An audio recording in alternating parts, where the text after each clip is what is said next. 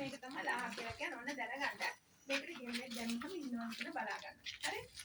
චුටි දෙරුණා කියන එකේ මේකට කියනවා කුරුණිය. කියන කුරුඩට කැමරා ගියප එක දැන් වෙනකොට බලන්න භාවිත කරනවා. පන්සලට යනකොට පුතේ අපි සුදුරෙන්ද කරගෙන යන්න ඕනේ. ඊට කෙල්පොනක් දාලා බද්ද දාන්න පටන් ගන්නවා.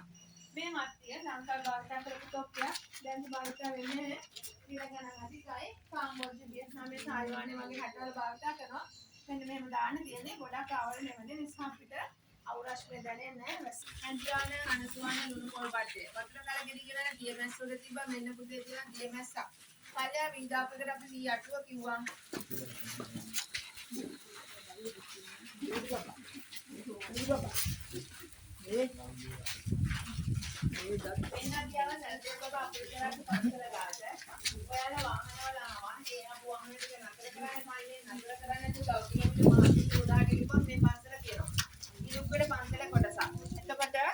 සරදීල් කියන්නේ දක්ෂ බබෙක්. අකුරු ඉගෙන ගන්න ගොඩක් කැමතියි.